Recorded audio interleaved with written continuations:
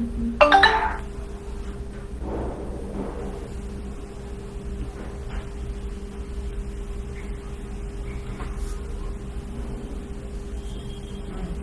भी देख लो जरा। नमस्कार। जज्बात के सागर में आप सबका आज एक बार फिर से बहुत बहुत स्वागत, अभिनंदन और हार्दिक नमस्कार। मैं शन्नु श्रीवास्तव उपस्थित हूँ आपके सामने अपनी एक नई कहानी करवा चौथ लेकर। आज से 2 दिन बाद 24 अक्टूबर को करवा चौथ का पर्व है, जो कि हम सबके जीवन में बहुत महत्व रखता है। तो करवा चौथ की अग्रिम शुभकामनाएं आप सभी को बहुत बहुत।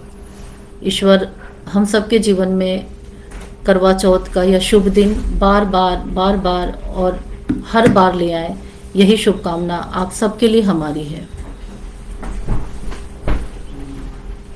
आज मैं अपनी कहानी करवा चौथ लेकर आप सबके समक्ष आई हूँ। और यह कहानी मैंने बहुत साल पहले लिखी थी। ये कहानी मेरी मधुरिमा दैनिक भास्कर में जो मधुरिमा अंक आता है उसमें प्रकाशित हो चुकी है। तो आज के अवसर पर मैंने इस कहानी को चुना है, क्योंकि करवा चौथ हमारे सामने 2 दिन बाद करवा चौथ का पर्व आने वाला है। तो इस अवसर के लिए मुझे ये कहानी अच्छी लगी, मैंने इस कहानी का चयन किया है आज के लिए। उम्मीद है आप सबको भी यह कहानी पसंद आएगी। तो मैं शुरू करती हूँ अपनी कहानी करवा चौथ। बाहर किसी गाड़ी के रुकने की आवाज सुनकर मैंने उत्सुकतावश खिड़की खोलकर बाहर झांका तो देखा कि सामने रहने वाले सिन्हा जी के घर के सामने गाड़ी रुकी है और उससे कुछ मेहमान उतर रहे हैं। मेहमानों के साथ आया हुआ सामान देखकर, जिसमें कि ढेर सारी रंग बिरंगी पन्नियों से ढके हुए बड़े बड़े टोकरे थे, नए नए सूटकेस थे, मुझे अंदाजा लग गया कि सामने सिन्हा जी के घर में बहू के मायके से करवा चौथ लेकर मेहमान आए हुए हैं। कुछ ही दिन पहले तो सिन्हा जी की बहू की नई बहू आई थी। सिन्हा जी के बेटे की शादी हुई थी, घर में नई बहू आई थी। करवा चौथ लेकर उसके मायके से लोग आए हैं, यह समझने में मुझे टाइम नहीं लगा। घर में अगर नई नवेली बहू होती है तो तीज त्योहार का माहौल ही कुछ अलग हो जाता है। अभी कुछ ही महीने पहले ही तो उनके बेटे की शादी हुई थी। मायके वालों के आने की आहट सिन्हा जी की बहू उर्वशी को भी लग गई और घर के अन्य सदस्यों के साथ साथ वह भी दौड़ती हुई सी बाहर की ओर निकल पड़ी। लेकिन बाहर के दरवाजे तक पहुंचते पहुंचते ही उसे इस बात का एहसास हो गया कि नई बहू इस तरह से घर के बाहर निकल जाए या शायद लोगों को अच्छा नहीं लगेगा। इसलिए वह दरवाजे पर ही पर्दा पकड़कर ठिठक गई और अपने मायके से आए हुए लोगों को वहीं से देखने लगी। रंगीन गोटा लगी पीली साड़ी पहनी बहू उर्वशी के मुखमंडल पर छाया उत्साह मुझे साफ साफ दिखाई दे रहा था। उसकी चूड़ियों की खनक, उसने हाथ भर चूड़ियां पहनी हुई थीं और उस चूड़ियों की खनक आगंतुकों से छिप न सकी और उन्होंने पलटकर उर्वशी की ओर देखा। उन आगंतुकों में एक छोटा सा लड़का भी था, जिसके चुलबुलेपन से ही मैंने अंदाज लगा लिया कि यह उर्वशी का भाई ही होगा।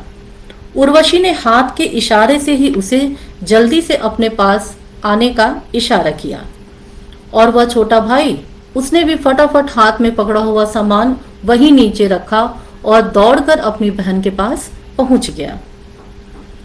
उर्वशी ने पहले तो जोर से अपने भाई को पकड़कर गले से लगा लिया और उसके बाद उसे खींचती हुई घर के अंदर लेकर चली गई। बाहर खड़े अन्य सदस्य जब तक सारा सामान लेकर अंदर गए, तब तक उर्वशी अपने छोटे भाई से अपने मायके की न जाने कितनी जानकारियां हासिल कर चुकी होगी। माँ कैसी है, पापा तुझे पढ़ने के लिए अब भी डांटते हैं, मेरी सहेली रेखा आई थी या नहीं मेरी शादी के बाद कभी, मेरे लगाए गुलाब के फूलों में कितने फूल आए हैं, और वो काम वाली आंटी वो अभी भी उसी तरह किटकिट करती हैं या उनकी किटकिट में कुछ कमी आई है। नई नई शादी हुई बेटियों के दिल में मायके के लिए कितने सवाल और कितनी उत्सुकताएं होती हैं, यह मुझे भी अच्छी तरह पता था, क्योंकि मैं भी तो कभी आखिर नई नवेली बहू थी ही किसी ससुराल की।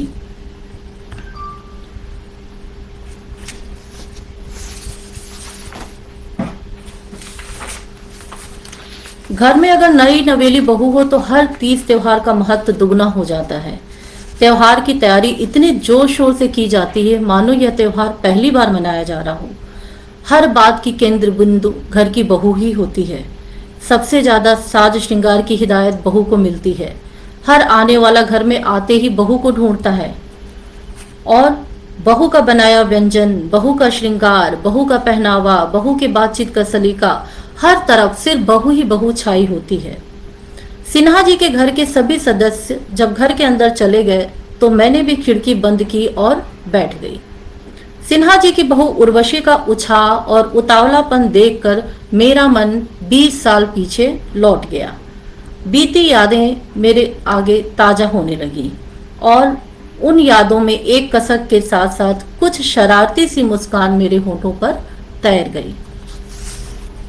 कहते हैं ना, ससुराल वह ठौर होती है जहां एक से एक अड़ियल घोड़ियों की लगाम भी कस दी जाती है।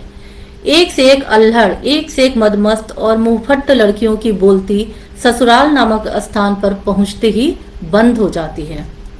उन्हीं लड़कियों में से एक मैं भी थी। 3 बहनों और 2 भाइयों में मैं सबसे छोटी थी और सबसे खोटी भी थी। मुंह फट तो ऐसी थी कि जब तक जैसे को तैसा न दे दूं मुझे चैन की रोटी नहीं खाई जाती थी। मेरी माँ हमेशा कहती थी कि देखती हूँ तेरी यह मुंह फट्टई ससुराल में कैसे चलती है। सास के सामने पहुंचते ही तेरी बोलती न बंद हो गई तो कहना। मैं मध्यम वर्गीय परिवार में जन्मी थी।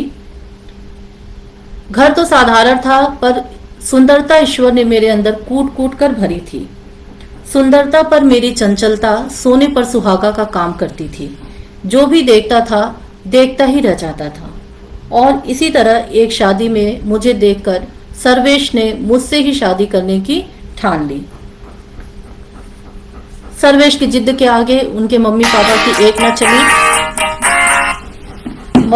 की एक न चली, क्योंकि मेरे परिवार और सर्वेश के परिवार की पृष्ठभूमि में बहुत फर्क था। सर्वेश का परिवार अमीरों में से की गिनती में आता था और मेरा परिवार एक साधारण परिवार था। इसलिए परिवार के सदस्य हमारी शादी के खिलाफ थे, लेकिन सर्वेश की जिद के आगे उनकी एक न चली और हमारी शादी हो गई। स्थिति में जमीन आसमान का फर्क होने की वजह से घर में सामंजस्य बिठाने में मुझे वक्त लगा। एक बार तो सर्वेश की माँ ने मेरे सामने ही कह दिया, कहाँ राजा भोज और कहाँ गंगू तेली। नई नवेली बहू होने के कारण मम्मी जी के मुंह से मायके का यह अपमान सुनकर उस समय तो मैं चुप रह गई थी, लेकिन इस बात का जवाब मैं कभी न कभी दूंगी जरूर, यह मैंने मन में ठान लिया था। सासू माँ के गले तो मैं कभी नहीं उतरी थी। बात बात में अपनी नाराजगी और दहेज में कुछ भी न लाने का ताना वह मुझे अक्सर दिया करती थी।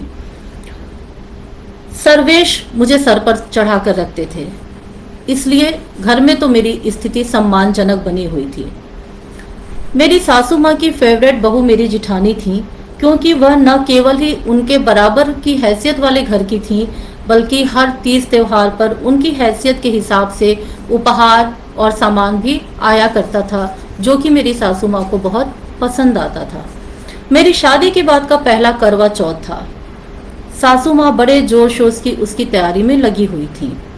कई बार तो उनकी तैयारी का ढंग देखकर मुझे यह एहसास होता था जैसे वह तैयारी नहीं कर रही हैं बल्कि मुझे दिखा रही हैं कि देखो हमारे यहाँ किस तरह से त्योहार की तैयारी की जाती है, कितनी भव्यता होती है हमारे तीज त्योहारों में। बात बात में अपनी पसंद और हैसियत का बखान मुझे सुनाने के लिए वो किया करती थी। महंगी साड़ियाँ, जेवर, जड़ाऊ कंगन, भरपूर श्रृंगार का सामान, यह सब हफ्तों पहले ही लाकर मम्मी जी ने घर में रख दिया था। दोनों हाथों और दोनों पैरों में मेहंदी लगाने और श्रृंगार करने के लिए ब्यूटी पार्लर में एडवांस बुकिंग भी उन्होंने लगभग महीने भर पहले ही करा दी थी। मम्मी जी की तैयारियों को देखकर पता नहीं क्यों मेरा मन उत्साहित होने के बजाय बार बार बैठा जाता था। पहली बार ससुराल में मेरा मन चिंता और संकोच से बार बार भर जाता था, क्योंकि मुझे पता था कि मेरा पहला करवा चौथ है, तो माँ पापा अपने सामर्थ्य से बढ़कर इस बार मेरे लिए सौगात और उपहार जरूर भेजेंगे। और मेरी चिंता का कारण भी यही था। मुझे पता था कि मम्मी पापा कितना भी कर लें, पर उनके भेजे सामानों की यहाँ पर कोई कद्र नहीं होगी, उल्टा उपहास ही उड़ाया जाएगा। मेरी जेठानी जी के यहाँ से करवा चौथ आ चुका था और उनके कीमती उपहार तो मेरे मायके के सामानों के सामने, उनके घर के कीमती सामानों के सामने मेरे मायके का सामान तो बहुत ही फीका पड़ने वाला था। और इसी बात की चिंता मुझे सताए जा रही थी कि यहाँ के कीमती सामानों और आभूषणों के बीच जब हमारे मायके का सामान आएगा तो मेरी जिठानी और सासू माँ उपहास उड़ाने से चूकेंगी नहीं, और मेरे मायके का उपहास उड़े या मेरे मायके वालों का अपमान हो, यह तो मैं किसी भी हाल में बर्दाश्त नहीं कर पाऊंगी। और मेरा भय गलत भी नहीं था। करवा चौथ से 2 दिन पूर्व ही जब मेरा भाई सौगात लेकर आया तो घर में उत्साह या स्वागत का कोई माहौल उत्पन्न नहीं हुआ। जैसा कि कुछ दिन पूर्व जिठानी के भाई के आने पर मैंने देखा था, वह माहौल मुझे मेरे भाई के आने पर नहीं दिखा। भाई द्वारा एक एक के हाथ में लाया हुआ उपहार पकड़ाए जाने पर सबके चेहरे का भाव ऐसा था मानो कह रहे हो, हम क्या करेंगे इन सस्ते सामानों का। माहौल का रूखापन सर्वेश भाप रहे थे, अतः वे अपने घर अपने चुटकुलों और ठहाकों से वातावरण को सहज बनाने का प्रयत्न किए जा रहे थे। हीनता का आभास शायद मेरे भाई को भी हो रहा था, इसलिए उसके चेहरे पर भी सहजता नहीं थी और यह देखकर बार बार मेरी आंखें भरी जा रही थी। ससुराल में मायके पक्ष का अपमान हो, यह बात तो हर लड़की के हृदय को तोड़ देता है। उस दिन मेरा बिंदास मुंहफट स्वभाव बहुत दिन बाद फड़फड़ाने लगा था। मेरी आंखों के सामने महीनों के खर्चों में कटौती करते हुए मम्मी पापा का चेहरा बार बार घूमने लगा था।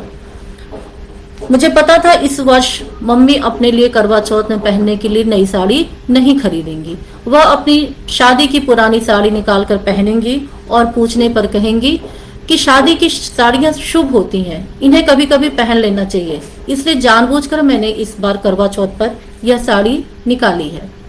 दूध के पैसे कुछ बच जाएं, जिससे बेटी के घर हम करवा चौथ भेज सके। इसलिए पापा एसिडिटी की बहाना बनाना शुरू कर चुके होंगे ताकि दूध के पैसों से हम अपनी बेटी का करवा चौथ भेज सकें।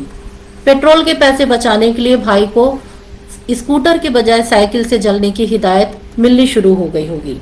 और इन सब के बावजूद लाया हुआ उपहार इस तरह से तिरस्कृत होता देख मेरा मन द्रवित हो उठा था। मेरे मन में बहुत कुछ उमड़ने घुमड़ने लगा था। मैं सोचने लगी, अब मेरी शादी तो हो चुकी है, अब ना मेरा मायका बदल सकता है और ना ही ससुराल। आज पहला मौका है जब स्पष्ट रूप से मेरे सामने ही मेरे मायके वालों को उनके कमतर होने का एहसास कराया जा रहा है। अभी तो शुरुआत है, और अगर आज पहली बार ही मैंने नहीं रोका तो यही सिलसिला चल निकलेगा मेरे मायके के अपमान का, जिसे न ही मैं बर्दाश्त कर पाऊंगी और न ही मेरे मायके वालों को अच्छा लगेगा। फिर मैंने मन ही मन कुछ तय किया और दिल को अपनी योजना को सही तरह से क्रियान्वित करने को तैयार करने लगी।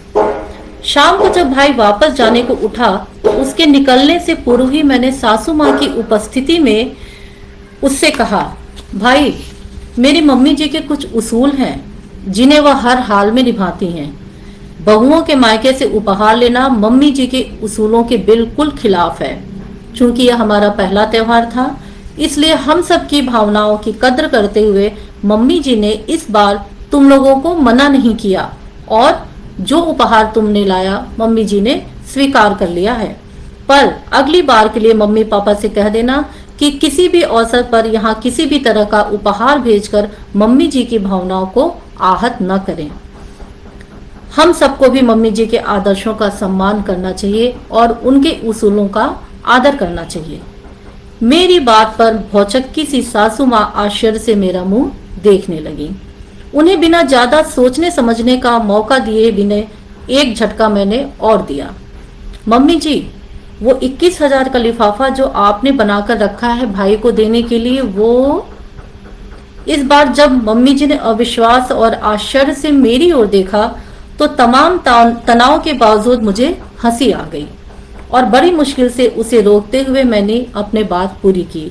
अरे मम्मी जी, वही विदाई वाला लिफाफा जो आपने भाई के लिए बनाकर रखा है। आपने ही तो कहा था मुझसे कि अपने भाई के आने पर मैं आपको याद दिला दूं, कहीं आप भूल न जाएं। मैं बता नहीं सकती कि 21,000 का लिफाफा मेरे भाई के हाथ में पकड़ाते हुए मम्मी जी का क्या हाल हुआ था। एक तरफ तो बहू से मात खाई थी उन्होंने और दूसरी तरफ उसी के भाई को 21,000 का लिफाफा पकड़ाना पड़ गया था। पर भाई के सामने तो वह कुछ कह नहीं सकती थी, नहीं तो उनकी महानता और उसूलों पर तो पानी फिर जाता।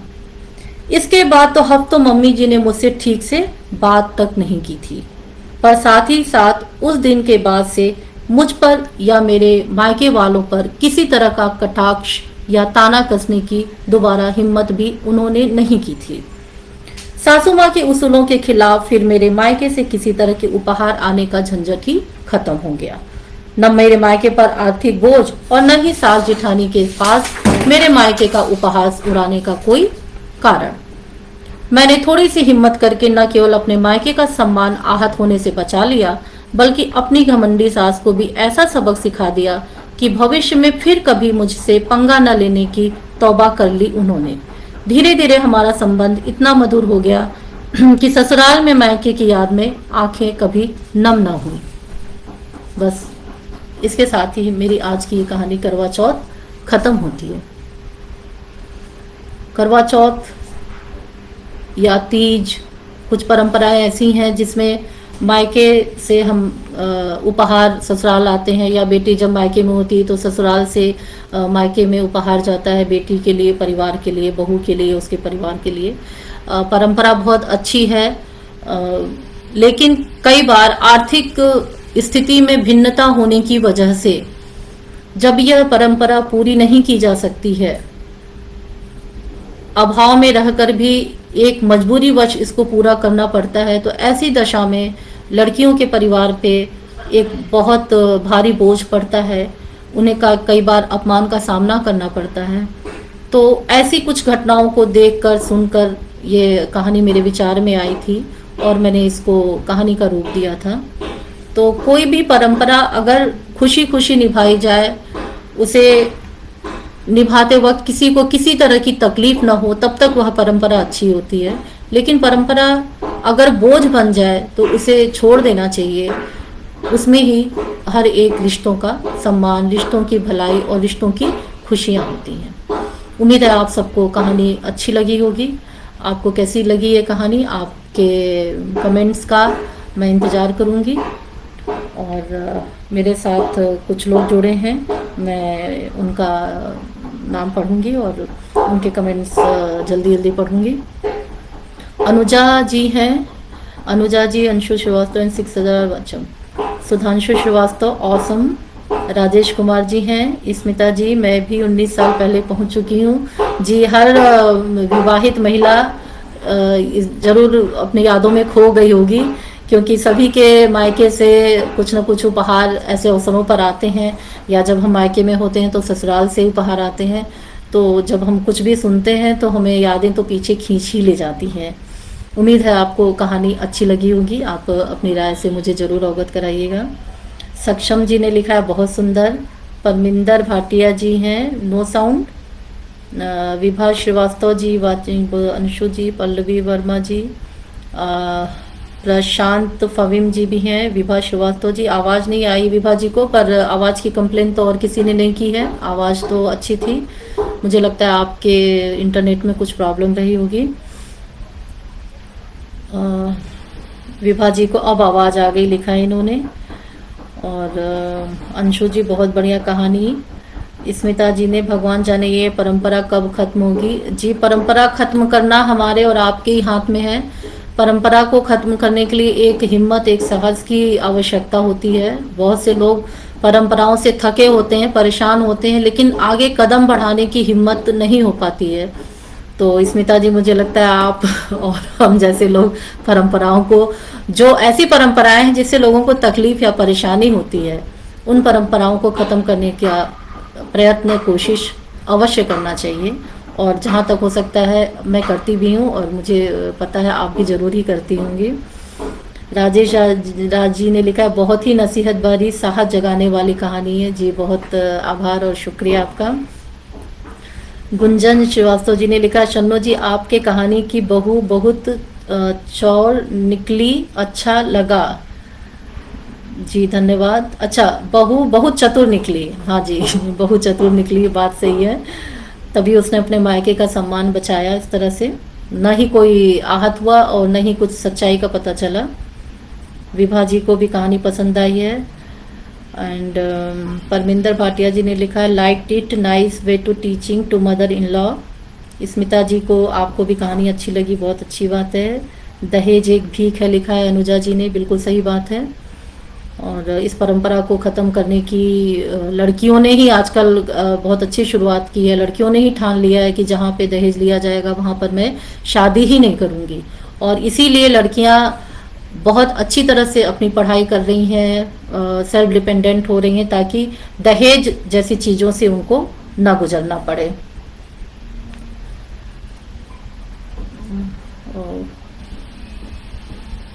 सॉरी, कुछ लोगों के कमेंट्स अभी मेरे कमेंट्स बॉक्स से किसी रीजन से ख़त्म हो गए हैं, तो माफ़ कीजिएगा, मैं बाकी और लोगों के कमेंट्स नहीं पढ़ पा रही हूँ। सॉरी, आ गया। रागिनी श्रीवास्तव जी ने लिखा, शन्नो जी आपकी कहानियाँ बहुत अच्छी रहती हैं, मैं हमेशा देखती सुनती हूँ जी। बहुत बहुत धन्यवाद आपका। और ये क्या हो गया, हाँ, अंजना जी को कहानी बहुत अच्छी लगी। अंजना जी ने लिखा, आज तो आवाज़ बहुत अच्छी आ रही है। स्मिता जी ने फिर से लिखा है, बिल्कुल सही, मैं तो बहुत बदनाम हूँ।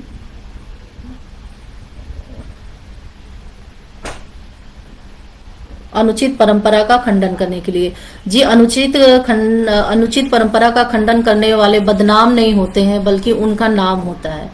बस लोगों को ये समझाना जरूरी है कि ये परंपरा अनुचित है, यही समझना लोगों का मुश्किल है। एक बार ये समझ में आ जाए कि इन परंपराओं का कोई औचित्य नहीं है, तो उसको वो भी फॉलो करते हैं। और जिन्होंने परंपराओं को ख़त्म किया है, शुरू में थोड़ा टाइम लगता है लोगों को समझने में, लेकिन जब समझ में आता है, जैसे सती प्रथा था, जौहर प्रथा थी, बाल विवाह प्रथा है, तो ये सारी प्रथाएं जब थी तब लोगों को इसका ऐसा नहीं लगता था कि इनका कोई औचित्य नहीं, क्योंकि ये उस समय के लिए तो जरूरी था। चाहे वो सती प्रथा हो या जौहर प्रथा हो, जो उस काल में बना था, उस काल की जो परिवेश था, जो वातावरण था, उसमें इसकी एक बार को हम सार्थक कह सकते हैं कि शायद सार्थक रहा हो। लेकिन ये परंपराएं खत्म करने का जब साहस किया लोगों ने, परंपराएं खत्म हुई, तो आज हमें वो निर्मूल सी लगती हैं। तो इसी तरह से जो पुरानी परंपराएं हैं, वो उस समय जब बनी होंगी तो उनका कोई औचित्य रहा होगा, लेकिन समय के साथ परंपराओं को बदलना और समय के साथ चलना, यही समझदारी है।